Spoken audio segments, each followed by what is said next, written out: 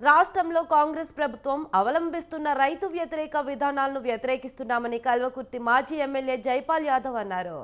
నాగర్ కర్నూలు జిల్లా కల్వకుర్తిలోని BRS party కార్యాలయంలో నియోజకవర్గ స్థాయి నాయకులు విస్తృత స్థాయి సమావేశం నిర్వహించారు. ఈ నెల 13న అమనగల్లు పట్టణంలో బీఆర్ఎస్ పార్టీ ఆధ్వర్యంలో రైతు దీక్ష చేపడుతున్నట్లు తెలిపారు.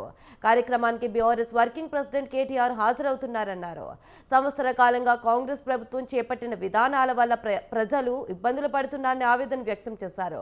ఇప్పటి వరకు నిధులు లేక గ్రామ పంచాయతీలో మౌలిక వసతులు లేక ప్రజలు అవస్థలు పడుతున్నారని అన్నారు.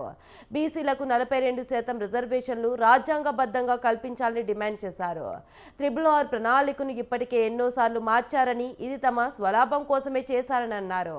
కాంగ్రెస్ ప్రభుత్వ ప్రజా వ్యతిరేక విధానాలను ఎండగట్టేందుకు ప్రతి ఒక్కరు ముందుకు రావాలని కోరారు.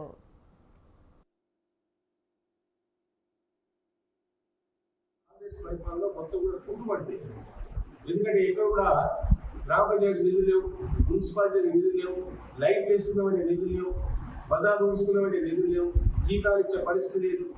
ఈ విధంగా అందు గురించి హడావిడిగా మరి ఈ గ్రామ పంచాయతీ ఎన్నికలు నిర్వహించాలని ఈ రోజు ముఖ్యమంత్రి ఆధ్వర్యంలో చెన్నారెడ్డి హెచ్ఆర్డి భవనంలో హైదరాబాద్లో అక్కడ CLP సమావేశం ఏర్పడింది. ఈ రేవంత్ రెడ్డి గారి ప్రభుత్వం బొంగుళూరు గేట్ దగ్గర ORR 13 ఎగ్జిట్ దగ్గర నుంచి రంగారెడ్డి జిల్లా రంగారెడ్డి కలెక్టర్ కార్యాలయం నుంచి నేమూరు, తిమ్మాపూరు, అదేవిధంగా కురిమిద్ద నుంచి మన కలుపుకు వస్తుంది. అక్కడ స్కిల్ రోడ్స్ ఏర్పడుతుంది.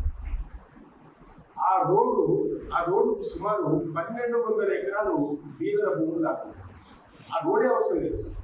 ఈ సంవత్సర కాలంలో ఈ కాంగ్రెస్ పరిపాలనలో మొత్తం కూడా కుంటుపడింది.